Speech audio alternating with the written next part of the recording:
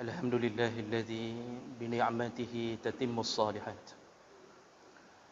Asyhadu an la ilaha illallah wahdahu la syarika lah wa asyhadu anna Muhammadan 'abduhu wa rasuluhul karim. Allahumma shalli wa sallim ala nabiyyina wa sayyidina al-Mustafa Muhammadin wa ala alihi wa ashabihi ajma'in. Amma ba'd. Fa ya ibadallah, usikum wa iyaya bitaqwallah faqad fazal muttaqun. A'udzu billahi minasy syaithanir rajim. Bismillahirrahmanirrahim. Wa anfiqu fi sabilillah wa la tulqu bi aydikum ila tahlukah wa ahsinu innallaha yuhibbul muhsinin. Sadaqallahul azim. Segala puji bagi Allah, kemudian salawat dan salam kepada Rasulullah, pada keluarga dan seluruh sahabat-sahabatnya. Yang tuan muliakan imam masjid serta dengan seluruh pengurus masjid, kepada para petinggi-petinggi desa, kampung, dan kepada semua jemaah yang dimuliakan Allah insya-Allah di dunia dan di akhirat. Jemaah Jumaat yang dimuliakan Allah Subhanahu wa taala, salah satu dari pelajaran yang diajarkan Nabi sallallahu alaihi wasallam yaitu berbuat baik kepada orang lain. Dan inilah yang menjadi sumber kemuliaan kita. Semakin banyak kita berbuat baik kepada orang lain, maka insya-Allah semakin banyak orang lain yang berbuat baik kepada kita. Dalam pepatah ulama Arab disebutkan kama tudinu tudan, sebagaimana engkau melakukan sesuatu kepada orang lain, begitulah engkau menerima balasannya. Dan banyak sekali hadis-hadis Nabi sallallahu alaihi wasallam yang menyebutkan kebaikan-kebaikan Nabi dan perintah Nabi untuk berbuat baik. Ketika sahabat bertanya kepada Nabi, "Ya Rasulullah, surga yang di atas siapakah yang tinggal?" Dalam salah satu hadis Nabi menyebutkan tentang model posisi surga. Rasulullah mengatakan ada surga yang berada di tengah-tengah, ada surga yang berada di pinggirannya, dan ada surga yang berada di atas. Sahabat bertanya, yang di atas itu ya Rasulullah, apakah yang tinggal hanya para nabi dan rasul? Jawab Nabi, tidak.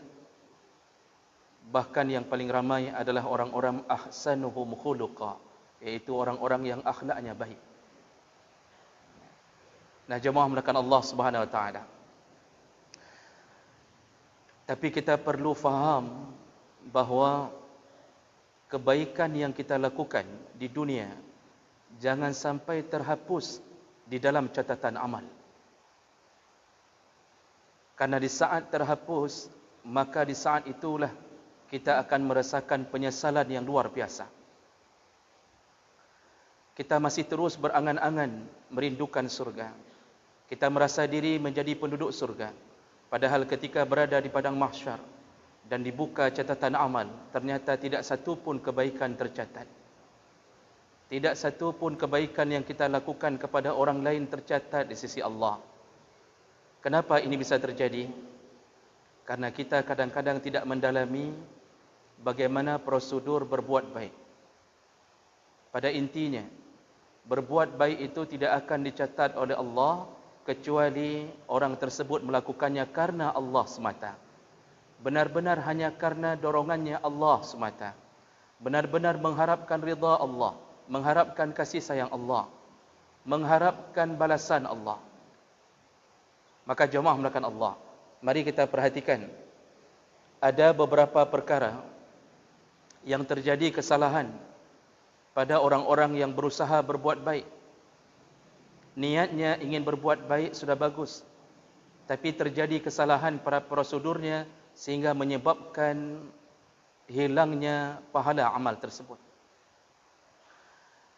Yang pertama, kesalahan pertama pada orang berbuat baik, yaitu kita menganggap bahawa berbuat baik itu hanya bermanfaat kepada orang lain. Jadi dalam fikiran kita, ketika kita berbuat baik kepada orang lain, menolong orang lain, memberi sedekah pada orang lain, timbul dalam fikiran bahawa yang menerima manfaat itu cuma dia. Jadi kita ini kita anggap bagaikan korban, seakan-akan tidak ada manfaat untuk kita. Dan itu lama-lama akan dibisikkan syaitan kasib, hana payah megak-gak tan. Karena targetnya hana balik bagata. Jadi kita selalu berfikir sudah mungkin ribuan tahun. Kalau Allah berikan umur ribuan tahun, mungkin kita berfikir ribuan tahun kita berbuat baik kepada orang lain, tapi mungkin orang itu tidak memberi manfaat untuk kita. Kita beri manfaat kepada orang sakit, kita kunjungi, tapi dia terus bertambah sakitnya dan dia tidak bisa memberi manfaat pada kita. Dan bahkan mungkin dia akan dijemput oleh malaikat maut sebelum dia memberi manfaat. Lalu ini mengecilkan semangat kita berbuat baik. Ini kesalahan dalam fikiran orang-orang yang kurang imannya. Padahal Allah Subhanahu wa taala menyebutkan in ahsantum ahsantum li anfusikum wa in asa'tum falaha. Kalau engkau berbuat baik, sungguh engkau telah berbuat baik kepada dirimu sendiri, kata Allah. Bagaimana berbuat baik pada diri sendiri? Wa may ya'mal misqala zarratin khaira, sekecil apapun kebaikan yang engkau lakukan, yarah, pasti engkau akan diperlihatkan Allah kembali, sekecil apapun. Bahkan senyuman kita pun yang kita berikan kepada sesama muslim, memberikan rasa gembira kepadanya, maka sungguh tercatat di sisi Allah walaupun dia tidak membalas senyuman kita. Maka jemaah melakukan Allah Subhanahu wa taala, janganlah mengira Allah tidak melihat. Janganlah mengira Allah lalai dengan semua catatannya terhadap apa yang kebaikan yang kita lakukan. Sungguh semua perbuatan baik kita akan kembali kepada kita. Jadi terasa saja di dunia kurang manfaat, padahal di akhirat malah Allah beri manfaat mencapai 10 sampai 700 kali lipat. Ini kesalahan pertama jemaah belakang Allah, yaitu orang berbuat baik mengira tidak ada manfaat untuknya, hanya manfaat untuk orang lain, padahal dia mendapatkan manfaat yang lebih besar. Kesalahan kedua yang paling sering terjadi, orang berbuat baik hanya kepada orang-orang yang baik. Jadi kita berusaha berbuat baik hanya kepada orang-orang yang kita kira akhlaknya baik. Kepada dia habis-habisan kita berbuat baik. Tapi kepada orang yang mungkin hari ini tidak salat, yang mungkin hari ini menjauh dari salat jamaah, tidak pernah menampakkan kakinya di lantai-lantai masjid Allah, lalu kita menjauhinya di kampung, kita anggap ini adalah seluruh orang-orang yang tidak pernah salat, ini adalah bandit-bandit yang ada di kampung kita. Sehingga kita hanya berbuat baik, senyuman kita berikan, apapun yang kita panen kita berikan hanya kepada orang yang baik. Kita tidak pernah mencoba menyentuh orang-orang yang selama ini tidak dekat dengan masjid. Kita tidak pernah menyentuh, memberikan sesuatu kepadanya agar dia mendapatkan kebaikan dari kita, walaupun dia tidak pernah berbuat baik. Inilah misi dakwah Nabi SAW. Kalau semua orang jahiliyah sudah baik, untuk apa Nabi dibangkitkan di tengah-tengah keburukan itu? Maka lihatlah gaya Nabi SAW ketika dia disakiti oleh penduduk Taif. Disakiti oleh penduduk Taif. Lalu Nabi beristirahat di tengah-tengah lukanya di satu kebun anggur. Maka dia didatangi oleh malaikat penjaga gunung. Dalam hadis yang sahih, malaikat bertanya, "Ya Rasulullah, kalau engkau meminta kepada Allah untuk menghancurkan kota Taif, maka ku angkat gunung ini, ku benamkan kota Taif." Apa jawaban Nabi? Di tengah-tengah kucuran darahnya, Rasulullah menjawab, "Jangan. Aku berharap suatu saat nanti penduduk Taif ini semuanya akan menjadi kaum mukminin. Mereka akan beriman kepada Allah Subhanahu wa taala." Dan ternyata harapan Nabi itu terpenuhi. Hari ini kita yang umrah, kalau sempat mengunjungi Taif, tidak satu pun ditemukan Yahudi dan Nasrani. Semuanya kaum muslimin, akibat Nabi tidak membalas seluruh kejahatan mereka. Maka kenapa hari ini orang bertambah-tambah jahatnya? Pengedar sabu-sabu tidak ada yang taubat kadang-kadang. Orang-orang yang mabuk di kampung, provokator di kampung, kadang-kadang tidak ada yang berusaha untuk berbuat baik. Karena orang-orang baik telah menjauhi mereka. Para pendakwah-pendakwah menjauhi mereka. Sehingga pendakwah hanya mengajak orang-orang baik. Makanya yang gad mengalir bak gad tapi-tapi. Yang kena dot hotel Jumaat aku orang gad tapi-tapi.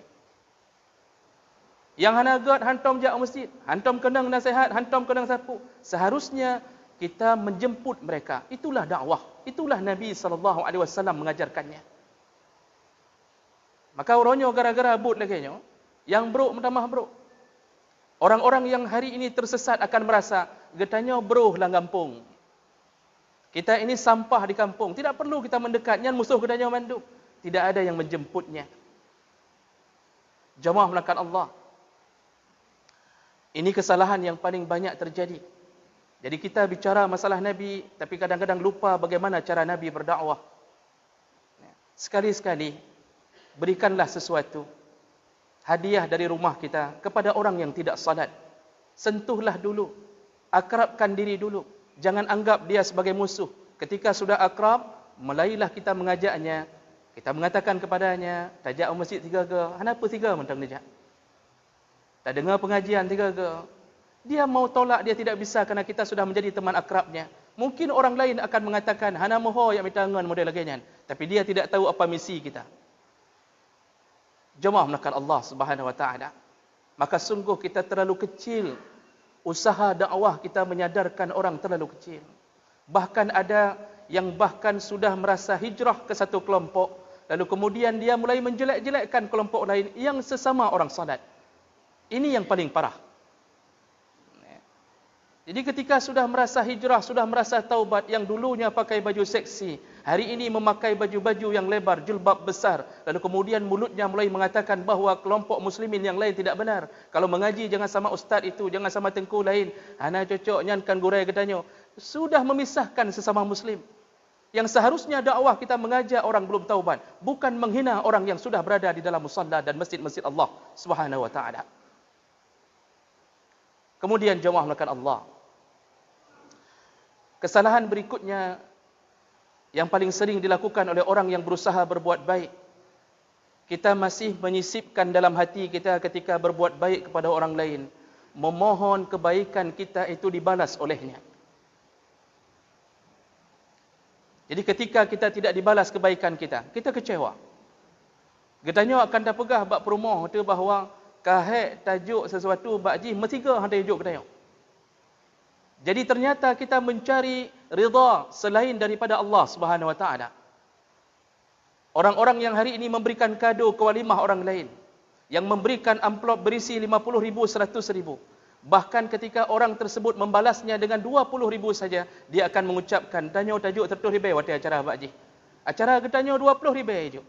Dia mulai mengungkit kebaikannya. Ternyata apa yang dia berikan mengharapkan balas jasa. Hari ini ada orang yang bantu orang lain untuk memasukkan ke dalam satu pekerjaan. Ketika orang itu sudah berhasil, ditunggu-tunggu kapan gaji untuk diberikan kepadanya. Dia berharap 3/4 gaji atau 1/3 gaji yang pertama bisa diberikan kepadanya. Dia berharap orang itu tahu diri bahawa yang memasukkan dia kerja adalah kita. Jadi terus terngiang-ngiang di kepala, tidak bisa tidur mengingat orang itu belum membalas jasa kita. Jemaah melakukan Allah Subhanahu Wa Taala. Inilah kebaikan yang akhirnya pupus di tengah jalan. Lam ulai katanya sabi-sabi tak mengharap gop bergebalah hata tanya. Jadi waktu tajuk sesuatu benar balah, menyohana balah katanya han tajuk li, tak menjanji han tajuk li. Itu menunjukkan kita bukan mencari redha Allah Subhanahu Wa Taala. Padahal Allah Subhanahu Wa Taala menyebutkan lillazina ahsanu fi hadhihi dunya hasanah wa la darul akhirati khair wa la ni'ma darul muttaqin. Apa Allah katakan? Orang-orang yang berbuat baik di atas dunia ini, maka Allah akan berikan dia kebaikan. Bukan dari orang itu. Allah akan berikan dia kebaikan. Apa kebaikannya? Kampung akhirat itu adalah sebaik-baiknya kebaikan. Wa la ni'ma darul muttaqin, dan surga adalah sebaik-baiknya tempat bagi orang-orang yang bertakwa. Kadang-kadang kita tidak sadar. Kita didik anak. Lalu ketika dia sudah baligh, kita nasihati dia, nak, nanti kamu kalau sudah jadi orang, jangan lupakan apa yang ayah lakukan kepadamu. Kalau sudah besar nak, kamu sudah kerja, sudah punya uang. Ini mama dan bapakmu lah yang mendidikmu. Paling kurang sebulan ingat-ingat kirimkan amplop kepada kami. Kalau kamu sudah jadi orang, maka janganlah engkau sombong, bawa kami jalan-jalan kemanapun engkau pergi. Jadi kita terus menasihati anak, kita berharap anak itu membalas kebaikan kita. Maka sia-sialah kebaikan yang selama ini kita lakukan di hadapan Allah Subhanahu Wa Taala. Padahal Allah menunggu kebaikan itu hanya milik Allah. Dan Allah lah yang membalasnya. Maka jemaah melakukan Allah, berbuat baiklah, kemudian lupakanlah. Kalau kita lupa, Allah selalu mengingatnya. Kalau kita ingat-ingat terus-terusan, Allah melupakannya. Dan yang terakhir, jemaah melakukan Allah, kesalahan yang paling fatal dari orang yang berbuat baik, dia mencoba menyeru kebaikan. Jadi berdakwah itu baik, tapi dia sendiri tidak melakukan apa yang dia seru. Makanya Allah Subhanahu Wa Taala mengatakan, "Ta'muruna an-nasa bil birri wa tansawna anfusakum wa antum tatluna al-kitaba afala ta'qilun?" Apakah engkau menyuruh orang lain berbuat baik, lalu engkau melupakan dirimu sendiri? Di ujung ayat Allah katakan, apakah engkau tidak punya akal? Tidak berfikirkah engkau? Ini dosa orang-orang seperti kami yang memegang mik, berada di hadapan ribuan orang. Kami suruh orang lain berbuat baik. Kami berikan dalil untuk salat tahajud, salat duha. Alihnya diurung pegah, metiga hendak bersembahyang duha. Pegah gegop luar biasa. Nak sembahyang tahajud, baik nak tinggal, nak klik waktu sembahyang tahajud. Diurung pegah, jangankan ke klik, mengesembahang hantam. Kita larang orang jangan makan riba. Getanya metipek tapi-tapi bab ribanya.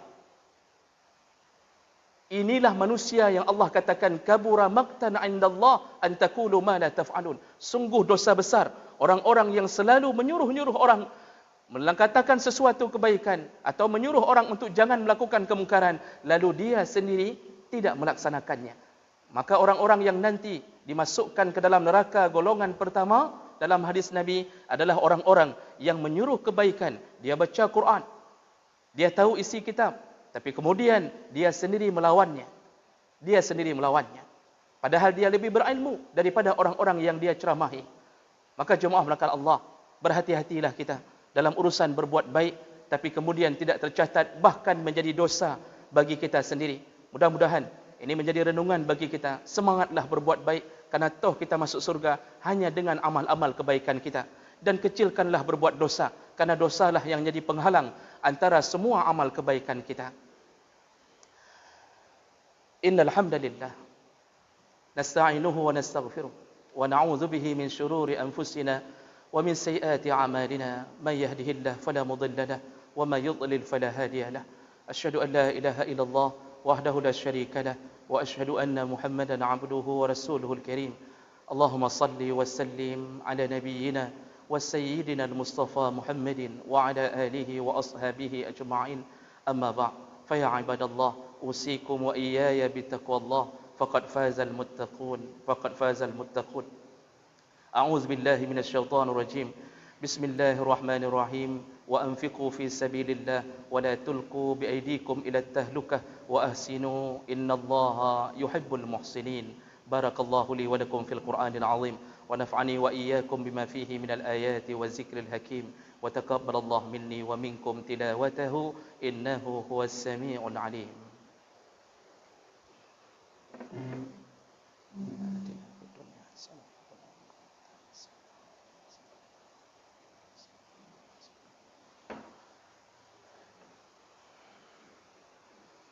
Alhamdulillahi rabbil alamin wa bihi nasta'in ala umuri dunya waddin. Asyhadu an la ilaha illallah wahdahu la syarika lah wa asyhadu anna Muhammadan 'abduhu wa rasuluhul karim. Allahumma salli wa sallim ala nabiyyina wa sayyidina Muhammadin wa ala alihi wa ashabihi ajma'in. Amma ba'd. Fa ya ibadallah, ittaqullaha haqqa tuqatih wa la tamutunna illa wa antum muslimun. A'udzu billahi minasy syaithanir rajim. Bismillahirrahmanirrahim. Innallaha wa malaikatahu yusalluna 'alan nabi ya ayyuhalladzina amanu sallu 'alaihi wa sallimu taslima. اللهم اغفر للمسلمين والمسلمات والمؤمنين والمؤمنات الأحياء منهم والأموات وتابع بيننا وبينهم بالخيرات وتقبل يا سميع قريب مجيب الدعوات. اللهم لا تجعل مصيبتنا في ديننا ولا تجعل الدنيا أكبر همنا ولا مبلغ علمنا ولا تسلط علينا بذنوبنا من لا يخافك ولا يرحمنا. ربنا آتنا في الدنيا حسنة وفي الآخرة حسنة وقنا عذاب النار والحمد لله رب العالمين ولذكر الله أكبر والله يعلم ما تصنعون وأقيموا الصلاة.